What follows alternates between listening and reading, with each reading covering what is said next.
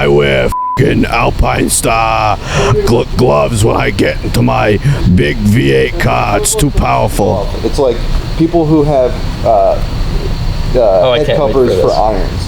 That's like, it's like the same thing. It's like, what are we protecting here? Yeah.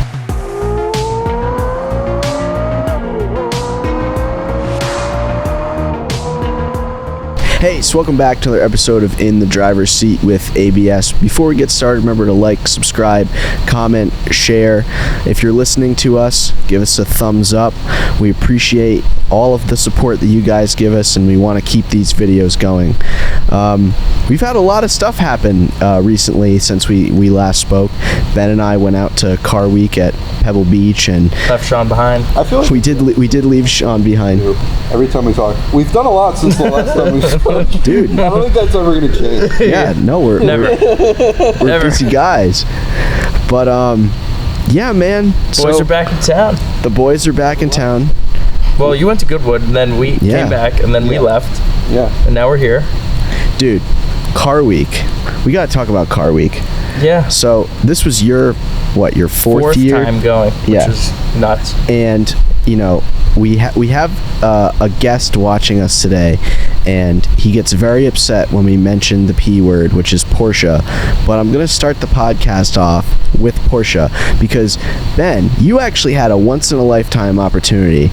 Your 944 Turbo was shipped out, and that was our car for the week. I think that was like one of the most exciting parts about the whole week. Yeah, that was totally a once-in-a-lifetime opportunity. It was absolutely incredible. I've been bugging our team to allow me the opportunity to do that. That's like a bucket list thing to do for months. I've been asking, and like it's something that's just not going to happen.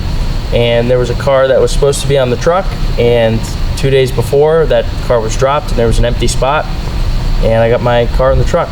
Literally, so our special guest who's watching this is the one and only Ben Taradash, our first guest. He actually just texted me today, and he got mad that I called it a 944 Turbo and not a 951. Thank you. It is a 951, but keeps it short and sweet. I'm trying to like not get too nerdy on the Porsche stuff. I'm sorry about that. But literally a year after me and Ben went to Wallingford, Connecticut to pick up that car, it was on a truck to California. So did all the touristy stuff with it, and it was totally incredible to have that car there.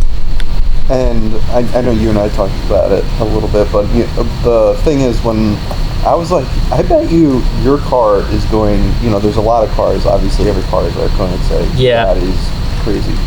Every anything you can think of is probably there. Yeah, but I was like, I bet your car gets significant attention. Not only is it there, I think the attention to those cars over the past year and a half has significantly increased, value-wise too. Yeah. But also, you know, it's got Vermont plates. It's, you know, it's very well sorted, and I think you said every time I would call you and just check in, you're like, yeah, it's crazy. People are like taking pictures of it. Dude, people love it. It was cool. People love it. Like, people are like, you know, you go through, do the whole Carmel thing, everybody's out. It's like people are like standing in the road to like take pictures of the car. It's like, dude, I paid less than 10 grand. It's like, and then, you know, I literally, like, I was asked that, like, do you want to buy? I almost put a for sale sign on it at one point, but it was crazy. Like, at the end of the day, it's a base model Porsche, but it's still a Porsche.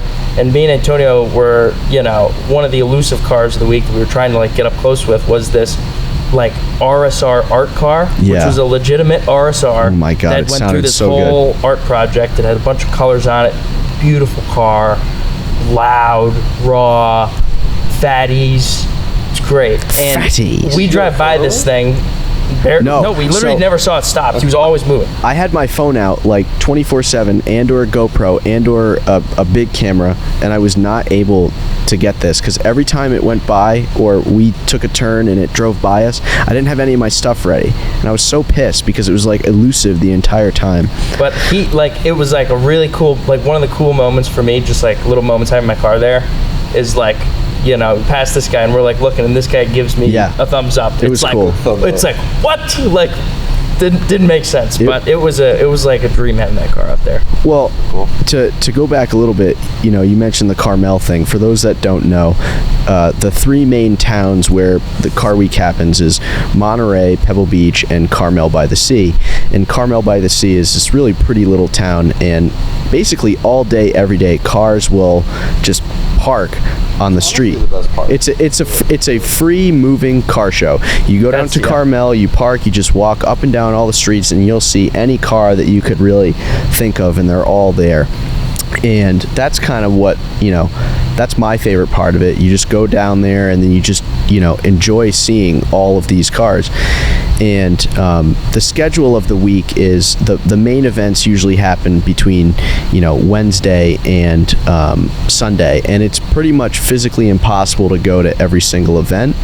On Wednesday, we actually had an Audrain Motorsport tour that we did that was really successful. That raised, I think, like $6,500 for the Audrain Museum, which was really nice. Yep. And we drove in the 951, and the Matthew Ivanhoe, his business is the Cultivated Collector. He has a Jaguar XJR 15, and that is essentially a Le Mans racer that is street legal. And his is very rare because it has the 6-speed option. Most of them came in the 5-speed option, and that is pretty much a straight piped V12 car. And we followed it on this tour that we did, and the sound that car made, I mean, you and I the whole time we were like, oh my god, just like insane. That could very well be my favorite car of the week. Oh yeah, because it's like something you just don't expect, and it's yellow and it's loud. And what do they sell for? I don't even know. You know? I'm assuming a lot, but I'm not gonna. It's a good answer. It's great. Got it. Yeah, no problem. No, I don't know. I just don't. There's only so many of them. I mean, what's the market? What is the market for that car? I don't know. Well, we stopped halfway through our tour on our first stop, and Matthew, the driver, got out of the car, and obviously no air conditioning or anything, and he got out of the car, and he was like drenched in sweat. It was a hot day, but he's warm. Sweating. And yeah, just a great car. I mean, you sit behind it in traffic and it's idling, and you have to raise your voice to be able to communicate. It's one of idling. Yeah. And you know, just a really unique car. It's there aren't two bucket seats. There's like a bench seat. Yeah, with just harnesses to hold you on the strap bench. You down. It's really bizarre, but everything proportionally is just phenomenal. It's right-hand drive, but the shifter's on the right side. Is it a dog leg? I can't remember if it's dog leg or not. But 6-speed probably not. But the sound, I mean, of the gears, like at low speeds where it's like, and then it like just takes off is nuts. So that was our Wednesday, and then Thursday we got up pretty early because the two cars that we brought from the Audrain collections were our two Pegasos that were from the Nicholas Begovic collection. And what was really cool for us is our two cars were the poster cars for Pebble Beach this year. On the tour, On the tour. So it was really important for the team, for us to get first in line, so if we're gonna like go all the way to Pebble, like Sean doesn't have to be there to understand this. Like, we're going all the way out there, we're doing the damn thing. Like, we're getting first in line. We're gonna try to get as much press as we can, and make a big deal about everything we're doing. It's like, because why would you go and just sit in the back and lollygag around and waste your whole day? It's like, no, we're gonna be first. We're gonna be with the group, and we're gonna lead the group. It also shows that we take it seriously and we care. Yep. I mean, it's not. We're not there just to parade around. We want to show the cars. We want to show that people, we've elevated the cars to this level. Yeah. Especially the race car Pegaso, the 115. Yeah, 115. That was essentially when we got that car, when we picked it up in California. It was a shell. I mean, it was in boxes. Were in, like literally sitting in the shell of the chassis, and it hadn't been together, and I don't think that car had been seen since the 70s. So, tremendous to see. And of course, the green car, the touring car, ended up taking third in class, which is fabulous. And to see those cars be resurrected from what the state that they were in when they were collected is incredible, and it was done in a relatively short amount of time, which is cool too. And you can watch the video that we did where Donald basically recaps the week and goes really in depth into the cars. But what was really fascinating for me was how much these cars were really over-engineered at the time and how advanced they were. And I was lucky to do the tour with Donald in the green touring car, and I couldn't get over how comfortable that car was. Really comfortable. We'll put a shot of the seats. Those seats are so Yeah. cool. Those seats so comfortable. are unreal. Like those could be, you could take them out, put them in the museum, mount them on the wall, do whatever. Yeah, they had one of that. I'd never heard of Picassos before we. What? You didn't know Picassos? Yeah, before we flew out to California. What are you, nuts? They were Come part of on. the collection, and they were in a different like all the cars were in one. Where Nicholas Begovic kept them was a warehouse that was connected to a. I love that you're doing this with the Diet Coke in your... Coke. It was a warehouse connected with. Where's mine? A machine shop. You got legs. So there was a warehouse with all the cars, essentially the 14 or so cars that were on one side, and then there was the machine shop on the other, where Begovic worked on the cars, and that's where the Picassos were. And the seats of the Picasso were like on a bench, and that was the first thing I saw, and I was like, holy shit, look at those seats. And they're just... Even beat up, they were pretty. Yeah. I mean, it was... And they were... The green car was like... You would think when you saw the green car, it was like on a... It wasn't on a lift, it was almost like... It was on jack stands, I believe. And, he'd been working on it for 20 years or something. So when you would see it, you would, like, when you walked in there, you'd be like, oh, that car's getting close to completion. But in reality, when you take over a restoration like we did with that, you essentially have to start. You got to go backwards. You got to start from the beginning and redo it. But that car was, it was far along, so you got an idea of what it looked like. And I think there's pictures. I may have pictures on my phone, or Donald has pictures. Yeah, we have some. But the 115, the race car, you would have zero idea. Like, no idea what the car would have looked like. I mean, that car was really rough. So what Audrain did was incredible. Oh, yeah. But the seats, like you said, every piece of that car is artwork. Well, also, I mean, those cars are not easy to drive. I mean, they're reverse H-pattern, non-synchro gearboxes. So it's kind of like, a little bit to think about when you get in and start driving it. It's not like, anything that's like super conventional.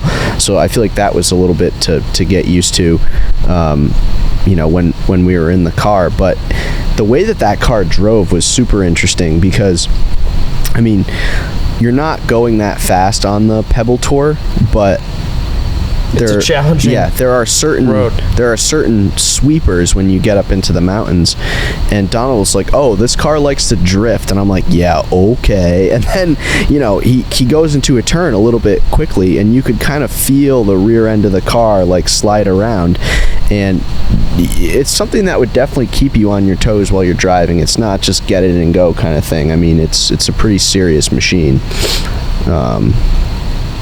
Beautiful car. That green one is one of the prettiest post-war cars, like, ever. Yeah. Think about the era. Think about the cars that were being made at that time. It was crazy. Every company was making something, and they were all crazy. Like beautiful cars at the time. So, I'm glad we have those. I haven't driven either of them yet, so I'm excited to see what they feel like. Yeah. So, what were some of you talked about obviously having your car out there. Did you guys see anyone? Like, you tend to, when you go to these events, you see some familiar faces. Did you catch up with some people? Yeah, we spent a lot of time with Parker from Vehicle Virgins, which was nice to see him.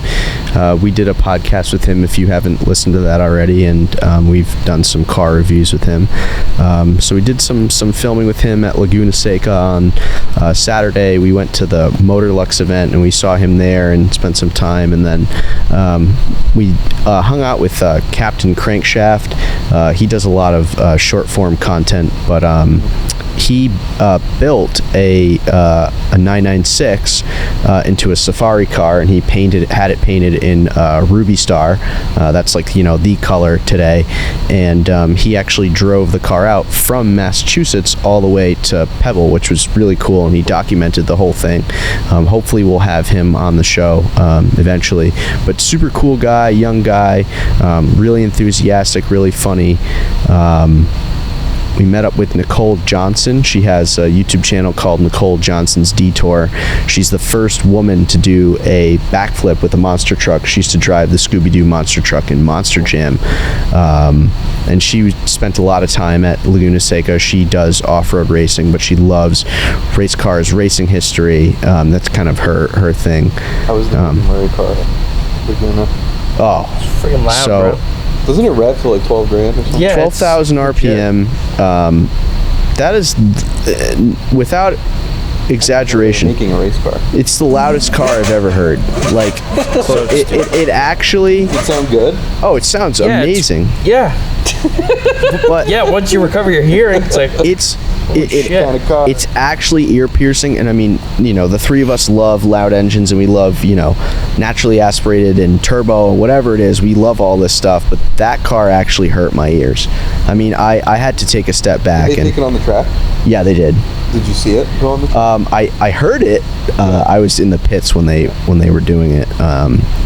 So that was kind of like Saturdays. I know on Friday I think you were at the auction, Bonham's auction. But I went to the Quail in the afternoon, and the Quail is like the big event to go to at Pebble, and a lot of manufacturers will release cars there. And the hot topic cars were the new electric Lamborghini called the Lanzador, the new Ford Mustang GTD, and then Porsche had a big display of 959s and 73 RSs that they were honoring. They have the new electric Myers-Manx there, and then there's a ton of race cars and a bunch of other stuff. I'm sure I'm not. Utopia. Pagani. Someone actually pressed the fire suppression system button on the Utopia, and the entire car got like flooded with like, Who pressed it? I don't know. Someone was in there like, like everything. Yeah. nice. Good move. Yeah. But I don't know. Like, what are you guys' thoughts on like the electric Lamborghini? I know the GTD is controversial. I wasn't there, but you know, I obviously saw all the coverage of it, and the electric Lamborghini. I mean, I understand the electric thing. I just don't like the design of the car. I think it looks better than a Urus. I don't like the Urus either. So There you go. Is it Urus or is it Urus?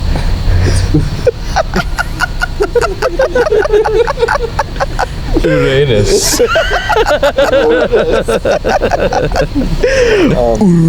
so I don't really like the design. I mean, I have to see it in person. How many are they making? Did they say how many they're making? So it's a concept right now. It's supposedly coming out in 2028.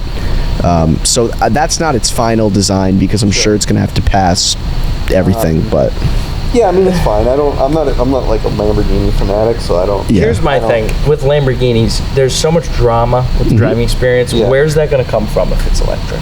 Yeah, I mean, that's the thing. Like, very what's the good, point? very, Like, what's very the good point. Yeah. Yeah. Like, you get in a Tesla, you get in a Chevy Volt, everything has torque. Yeah, The Hummer, but- everything has torque. It's like, it's all the same. I wonder if they'll like pipe sound in from like. It's Like just, the thing about the Lamborghinis is like that sound, like with the flames and the. yeah, it like gets the back of your neck going. Yeah, it's like, no, this isn't, Right. Yeah, the drama. I get it. I have to see it in person, but I think. Did you like it in trying to think of person? the Quail. So okay. that's a no. I don't hate it. Like, of course, there are some cars that you look at and you're like, I It's just hate that. polarizing, yeah. Yeah. I think it's, again, I compare it to the Urus or the Urus, Udis. the Urus. I think it's better looking than the Urus, but I don't know. I see it's gonna be like a hype beast car. And it's going to weigh like 85,000 pounds. Yeah, I mean, it definitely has. I think what they say, like, what, 1,300 horsepower, but like. It's like, so what, Dude, I'm so sick of like all these electric cars. Like, oh, that has this, that has hurts. that, I think I've mentioned you this can't before. even use that power. But like, if you drive a high horsepower electric car, it's painful. Like, Yeah, it's not exciting, in my opinion. I'm not It's like just torque. It's yeah, torque. it's like getting hit in the front of your head so hard that your brain hits the back of your head, and it's just not exciting. Yeah. There's nothing fun about that to me. I'm trying to think what else was there. the Mustang Mustang's really cool. GTD. Well, I want to see it in person. Let's see GT3 RS. So we posted that on our podcast page, and it was like 50-50 and it was a viral video for us, which was pretty cool. But it was, people either loved it or they hated it. I didn't see the interior. Did they show it? I didn't see the interior either. I don't think they showed it off. Steve, did they show it? The interior for the new Mustang? Shmee might have posted a video with the interior. Well, it's going to looks be like a GT3 RS. It's sick. well, it's going to be a phenomenal Oh yeah. performing vehicle. It's going to be 100%. as good as a front engine vehicle can be. Well, what annoys me is everyone's like, "Oh, I wouldn't spend $300,000 on a Mustang." It's like, but you'd spend $300,000 on that experience. You would. yeah, 100%. Like anyone would. and it's good that Ford is actually making this, because I agree. it makes I think it's cool. it brings I love competition. Then other auto manufacturers are going to want to get in that briefly, market. but just the idea of them It's taking cool. their race car and Doing it, yeah. redoing it for the Super cool. road is really inspiring. that I they're doing I this. think it. Is it limited production or is it a full production? I'm assuming it'll be limited production. I mean, the tech is awesome. Over 800 horsepower. The crazy. I think it has active aero. It has inboard suspension. No. Supercharged? Oh, it is. I love it when Steve is like, supercharged 5.2. It's like, yeah. If you don't know what Steve looks like, he's got the deepest voice, and he's, well, I mean, it's just how he sounds. He's 6'2", 225. And he's just like the mascot of our whole existence.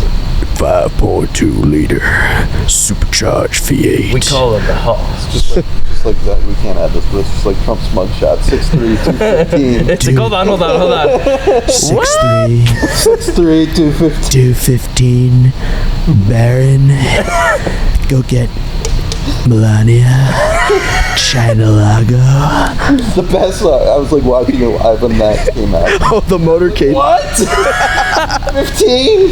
How about the 80 motorcycle cops that like let them in? Oh,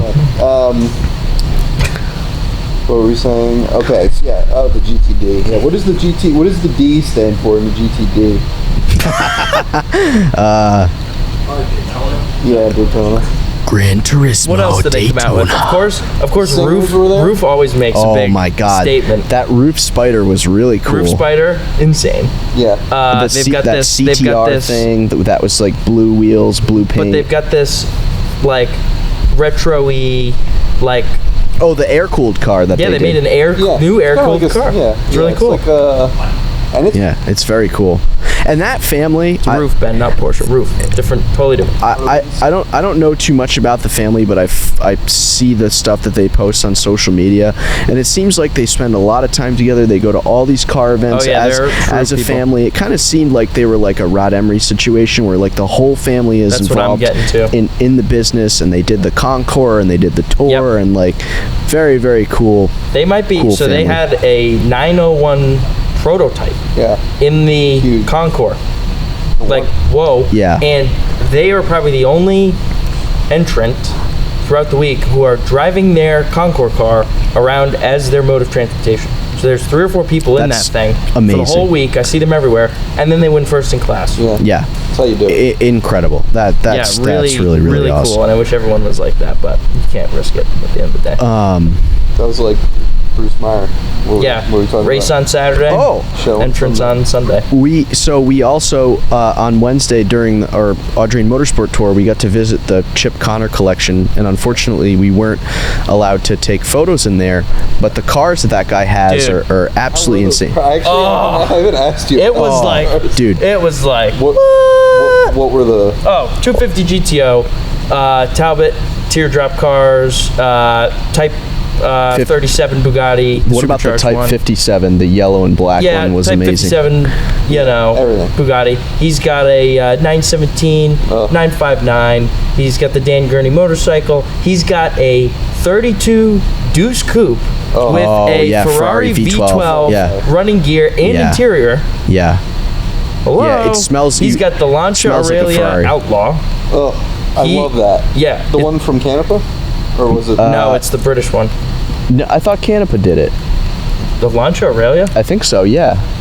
I don't know. think We'll he have did to. that We'll one. have to I fact thought check it was a that. different company. That thing is Well, sold it. the God, no, that- the it's got a- chopped roof, like Emery Outlaw, like all the stuff. Oh. He's got a Daytona.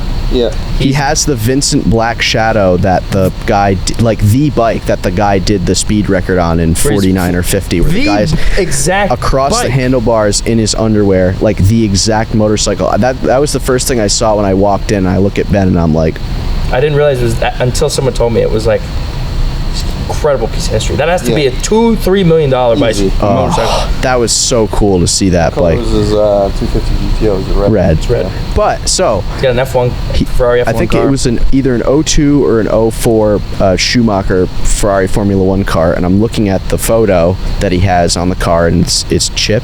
Oh. It's Michael Schumacher and Jean Todt, who was the Listen to this. the crew chief or the technical director of Ferrari at the time. You know who that is, And- former and FIA director. And I'm like, I didn't either, but so I'm like looking at the photo, and I'm like, whoa.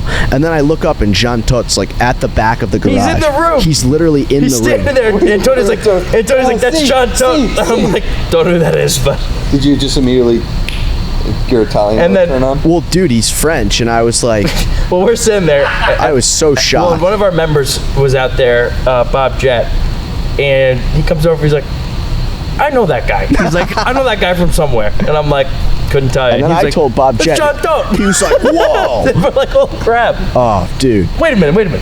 Who is that? And if you, we don't really talk about watches on this podcast, but he was wearing like the Tiffany Tiffany dial Patek Philippe, and I was like, whoa, Hello. that's a sick watch. That was really cool. Incredible.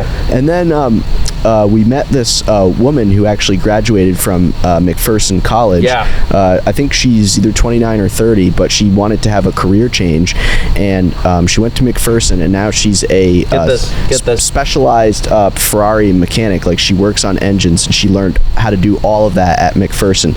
Never wrenched, never did anything in her childhood, but liked cars. Went to McPherson school and learned how to do this, and now she has a job at it's in Berkeley. Yeah, it's Berkeley, California. I but, forget. like, We'll put the name. Incredible. Yeah. Incredible. Yeah. So that was really cool. We're hoping to connect with her in the future at some point. That collection was That's beyond. bonkers. And like, won't disclose too much, but the property, bonkers. Collection room, you walk in, it's on one level, you walk downstairs, more cars, bonkers. Just nuts. Everything about it was just top class. Yeah, it was a really cool experience. And what a nice guy. And Really nice. It was also cool Really to tall. see Bruce Meyer. We had him on the show. If you Yep. haven't seen that episode, be sure to check that out. He was there, and we said hello to him, and it was nice to see him again. And yeah, that was a very, very cool experience. And then I think just Sunday, Yep. So I know that you and Ben got the cars there Oh, at like dude. 1 a.m. Oh yeah. For Like I dawn said, patrol? we're gonna go all the way out there. We're Yeah, taking yeah. this very seriously. So last year, our friends down at Road Scholars, Cam Ingram and his team beat us to be first in line to get on the field. And we were like thinking we'd be Which is a first. huge deal. It's a huge deal. You get a huge social post about it. A lot of attention, pumps up the brand. It's all good. And they beat us by like 5 minutes, and we were, to be up that early and to come in second is like not cool. So this year we're gonna be first regardless of the cost. So we had the cars in line before midnight. So I don't know if anyone has ever staged cars the day the before. day before. Yeah, they were probably literally not. 7 hours early. I mean, the only people that would have staged the cars are the ones that are parking on the field on Saturday who don't want to participate in Dawn Patrol. Right. But So we were there early. We were up all night watching the cars, and then we got first. So And you killed it. Yeah. I remember I found out because Well, Sean was. I was driving to Cars. Sean's driving to Cars and Coffee at 6 a.m. Yeah, I was like Eastern. the one Cars and Coffee where everyone was away, so I'm holding down the fort. Literally. 6 Good a.m. fun. and I know he's up, so it's. I'm texting him. It's like 2 a.m. and he's texting me back. Oh yeah, we're good. We're here. First in line. Oh yeah. And he's like, dude. I was like, I'm sending you a picture right. You were sending me a picture right when I was texting you. Uh-huh. And it was just the two Pagazos. Yep. Well, chilling. First and second. You're being a little bit modest here, but you drove the green car on the field at Dawn Patrol. Yeah. I mean, that is such a cool experience that you were Donald drove the race car, but you guys drove first and second out. Yeah. I mean, how cool did that feel? Yeah. At least I can see it from your point of view because I'm, filming media, so I like get on the field a little bit early so I can get the shot of the cars going on the field. But how cool is it to get on there, you see all the people and the water and so for those who don't know, at our concours I organize the paperwork for the entrance. So when you check in at our concours, we see the car number, we get your folder, we give it to you, a volunteer walks you to your spot. Beautiful backdrop with the breakers in the background. And I keep that operation moving. So to be on the other side of that, I know what has to happen. You get your paperwork, you drive on, someone meets you in a golf cart, because Pebble Beach is so long, you're going down an entire fairway. So I'm like, just keep the car moving, don't do anything stupid, drive the car, whatever. But you get on, and there's like 1,000 people there. And I was like, holy crap. And I remember Antonio yelled at me, and I was kind of like, can't look. Like, too much going on. So many people are there. Yeah, so cool. Yeah, it was a really cool experience to do that. And won't forget that one.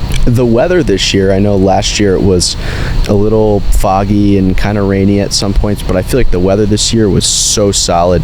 Yeah. Concours Sunday was so warm. It was hot. I mean, it was. I got sunburned. I know you did too, and it was really nice. Yeah. And if you've ever seen Breaking Bad, Aaron Paul, who plays Jesse in Breaking Bad, he actually was there and he stopped by to check out our cars, and he was really interested in the Pagazos, which was cool. And I saw him there last year, but I didn't realize how much of a car guy that he is. I mean, he loves cars. He was so interested in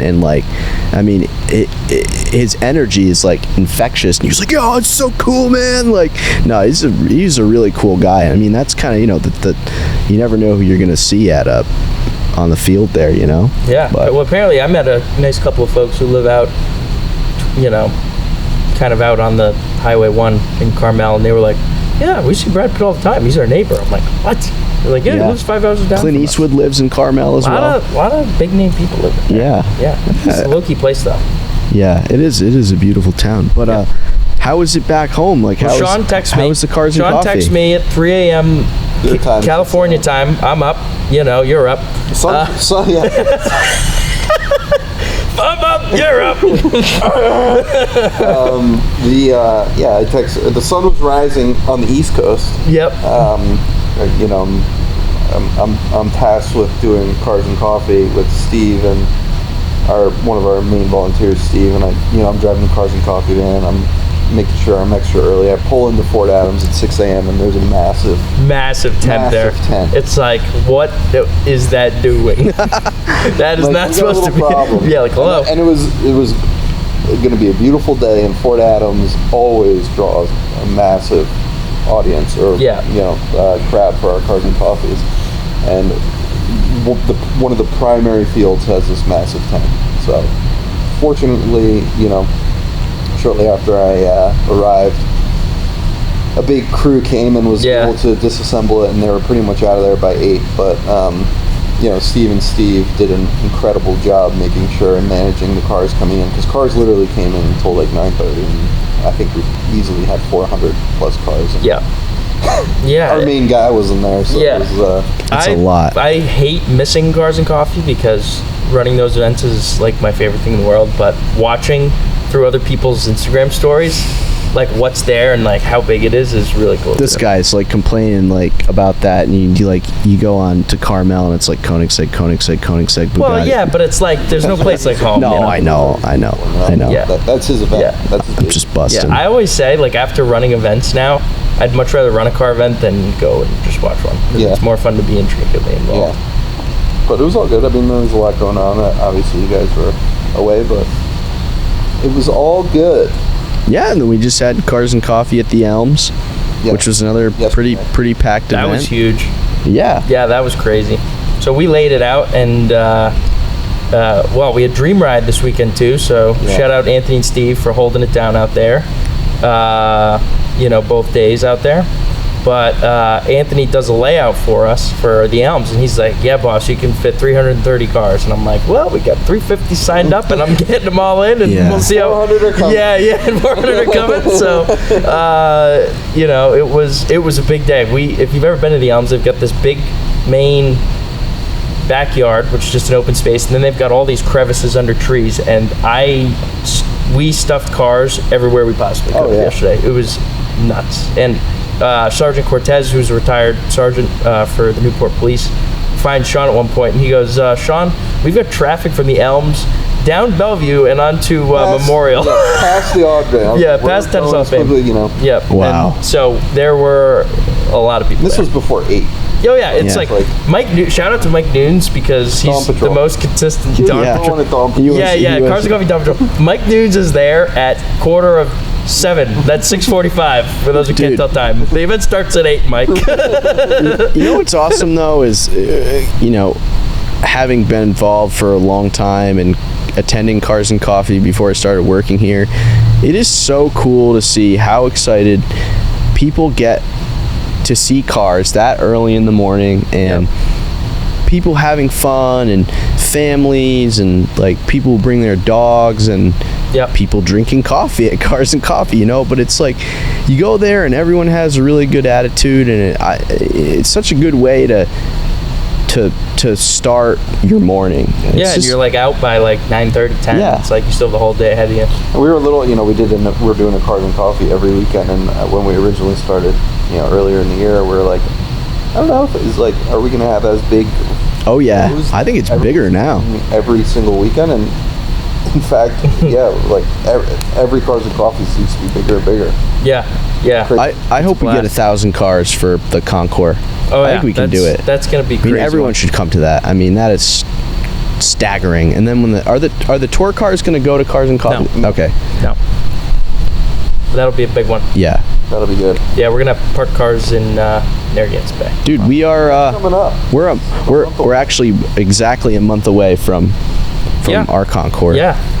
Which, Gulp.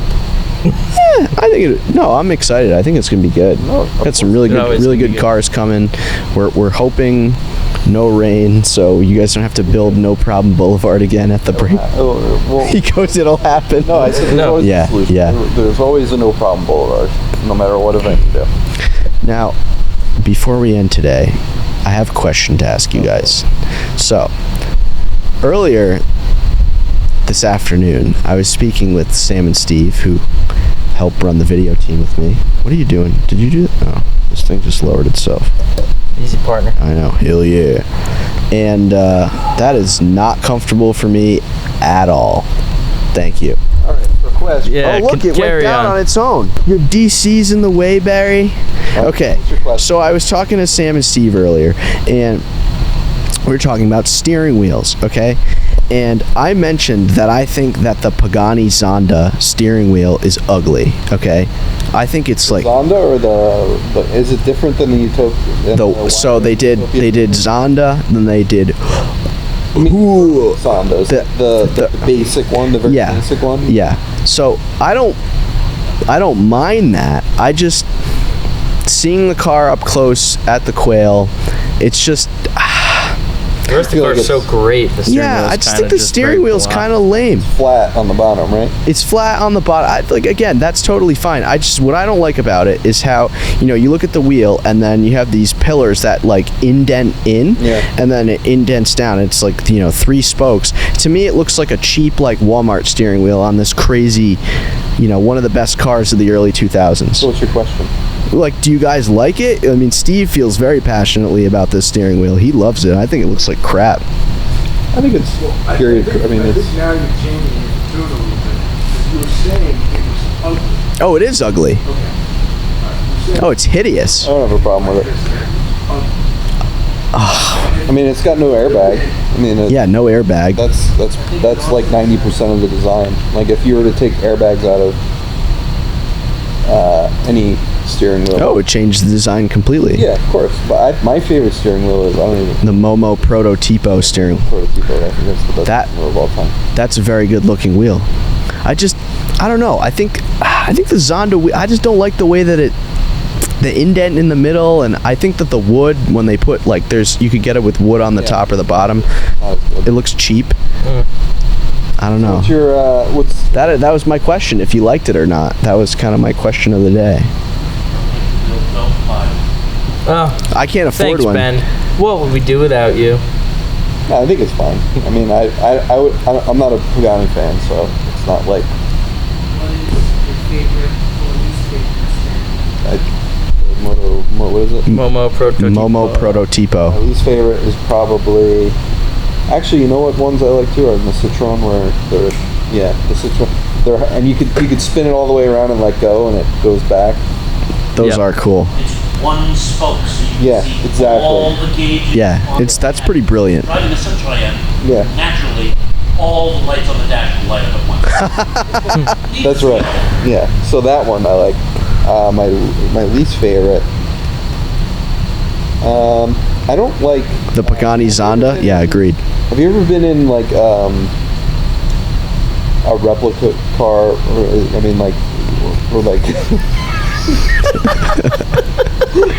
Yeah, driving this one. I'm trying to say that's Hello. white plastic, and you can like fucking bend it, and you Yeah, that's what the Pagani Zonda wheel looks like cheap Walmart wheel. While we're on this topic, because one of your gripes when you was on the steering wheel was that it was indented. Yeah, I don't know what indent is. so if you... It means like the... Let me get my phone. Convex. Yeah, exactly. Or concave. None of that is helping me. I'll show it to you. This looks bad. I think... Oh yeah, That's it's not not the good. one. That's not the one you were talking about. No, this is the one I'm talking about. This... Not as bad, because this is a single color, It's not good. but I don't think it's that good. It's not spectacular. But while you're looking at that, now let's bring up a car that we talked about earlier in the episode, the Jaguar XJR 15. Have you seen that steering? Oh, It's got the it's probably not good. no, it's fine.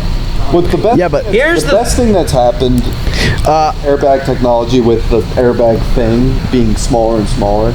Like I think it looked like car. The thing. I don't hate this wheel as much Yeah. because it's flat But across the the thing front. about Pagani is everything they do is overboard, and they just go crazy with. That steering wheel. And then they drop like a C-Ray steering wheel in it. It's like, what are we talking about? It's like, we can do better, Yes. Horatio. And I know you can't Well, that was- understand that me, or was the maybe you can. That but was the like, first iteration, though. That's so all I'll I give him gotta say credit. about that. It's like, damn. Oh, dude, Steve is like. It's a very interesting opinion considering both wheels are made by Nardi. What is my least favorite steering wheel? I also got to get this off my chest. If you drive like a Silverado LT and it's got 250,000 miles and you're clocked in at 12 o'clock and the thing is like disintegrating between you, it's like, and then you take your hand off and like the top of the steering wheel comes with it. It's like, that's a no-no. That's like foam, the bad stuff in there. That's like. And then I'll I'm not just gonna keep say going it. here. My favorite steering wheel are the aftermarket Ital Volantes in the old that they used to put in BMW M3s that are Yeah, like those 3 are- spokes, but they're yeah. like have an elevated 9 and 3. So it's like a 930 and a 230. So you're like your hands are like up here. How do I which is spell really that? cool. Ital Volante. ITAL-VOLANTI. Oh, like this wheel? Yeah, Yes, that's the one. That's pretty cool. Oh, we need a. they do them in all the colors. I like that. We need to screen that. It's I a lot, just it's love a lot, that. It's a lot better than the Pagani Zonda yeah, steering. hello. We need a screen that Sam can like put stuff on. The switchboard. Yeah, I know. The switchboard. That'd be our next kit. Like Jamie from Paul Rogan, Joe Rogan. Paul's his brother. He's got a lesser known photo. Jamie Rogan. Paul Rogan. All right, What else? it's good questions. I think that's okay. Now that we're on the subject of it, what do you think of like driving gloves? No. The people that wear driving gloves.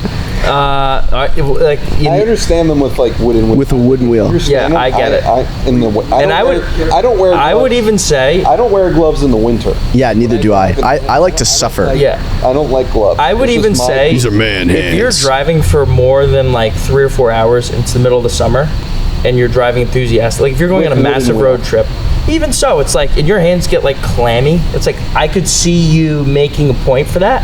What if- Because I've done long road trips, but it's like if Eduardo is going out in his E350 to like, Providence, and he's putting on the, turtle gloves. It's like, what are we talking about? Yeah. here? We have to be careful with this because there was somebody that came to our Cars and Coffee in a CTSV wearing full Alpine garb. Well, Listen, we obviously can't add that because I wear f***ing Alpine Star gloves when I get into my big V8 car. It's too powerful. it's like people who have I head can't wait covers for for this. irons. That's like it's like the same thing. It's like, what are we protecting here? Yeah. Yeah. I mean, it's a personal. Like I think it's Personal preference, but older cars. Yeah. Like old cars, I understand it.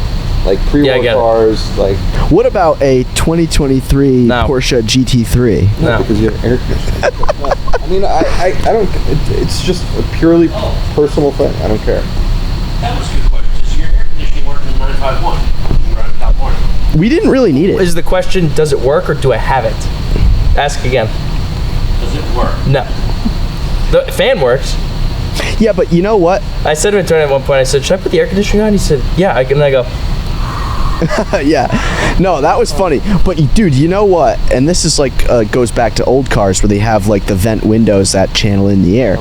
So Ben's like, dude, just like hold your hand out the window like this, Oh, and yeah. it totally works. yeah. You Between the hold- mirror and the A pillar, you you just like hold your hand out, and it just blows all the cold. It was perfect. That's It the worked AC. out. Down 40. Dude, that car, I had been in it here in Rhode Island, and like, of course we did the speed limit. But when we were out there in those canyon roads, that car is like seriously fast. It's Well, very. everyone who always gets a ride it's in it. pretty fast. Like, Yeah, everyone's reaction is the same. My dad, Antonio, Sean, everyone's like, whoa, it's like actually fast. And like, I always think of when I first got it, like, dialed in, and Sean was like, can I drive it? I was like, sure. So we get on a local road, and Sean, third gear, and I could feel it was like 70% throttle. And he was like, oh, like, this is nice. Like, that, I could live with this. Fourth gear, like, ooh, that's funny. Like, you're moving along. dude, you have and I'm to like, get- no. give it the I'm like, beans. Sean. You have to load the boost up, which means Yeah. you have to go full throttle. So I'm like, slow down, put it back in third, rev third out, and go to fourth. And Sean is hysterically laughing at the top of third, like going well over the speed limit. dude, and you know what's great about it is you can drive it pretty fast, and I don't think we were near the limits of grip. You'll never be near the limit. Ever. But those are the best cars. Those are the cars that they're so much more fun to drive than anything else because they're a test. They feel fast, and it's just so much fun. Yeah, and it's just, you'll never get to the point where you're like, I'm bored with it. Yeah. well, Ever. So we did a really cool drive with one of our motorsport members. He has a Lancia Delta Integrale, and we went up into the mountains. I don't know if it was like Carmel Valley, way out. And what was so great is all the hustle and bustle from Car Week was not there because No we one were there. pretty much in the middle of nowhere, and we went through some pretty technical roads, and the first little bit of it was pretty bumpy, so you and I held back a little bit, but you can see, Lancia Delta, it was just, that's a rally car, and it was just going right over the bumps like no problem. Mm-hmm. But then when we got to the section of switchbacks, that was Oh my God. just like back You end and up on forth, the side so of this much mountain, fun. and you're just literally just like this. Like, the roads are literally just like this in real time. It's incredible. I'm like, so on the side jealous of the the roads that they have in California. Yeah, it was, really cool roads. Really cool to chase that car too. For a while. Imagine if Rhode Island paved their roads properly. That'd Yeah. be so great. Yeah. We had mountains. And we add some mountains, and we increase the speed limit and eliminate like half the people. Oh my God, it'd be great. Eliminate half the heat. Yeah, we can't do Yeah, they can't Wait do a that. minute. What are we talking about? Someone, We should someone on here. tried that. Someone We got tried a little that. situation from the Italian conglomerate. Yeah, someone tried that in the 40s. Yeah, It didn't work. out. Didn't work. We're gonna get Here's canceled. a question for you, Antonio. Do you like Porsche more than Ferrari now? Dude, I can't answer that. That's No, a yes. see, Dude, my dad will slap me. Ah, you have to answer. Imagine he just like You comes. like Porsche more than Ferrari? I think to drive, I like. That's not my question. I'm not answering. The this. answer is that then you've Then said it's enough. yes. You've said Nah, enough. I need more. Your social media has slowly been Porsche centric. Porschefied. I love I Porsche. know, but do you like it more than? I can't. I'm not answering this. I can't answer that. We just struck a And on chord. that note, Dude, the Italian gods will like zap me with like a lightning bolt of spaghetti or some shit. Like I don't Listen. want to get in trouble. He's get in said trouble. Can you imagine? Carabinieri's coming. Huh? Carabinieri's coming. Dude, yes. And then I won't have fucking like carbonara from the You're carabinieri. done. That'd be bad. But you're gluten free. It's okay. Sean, I'm never answering that question. You have to answer it one day In due time, I will. In due time.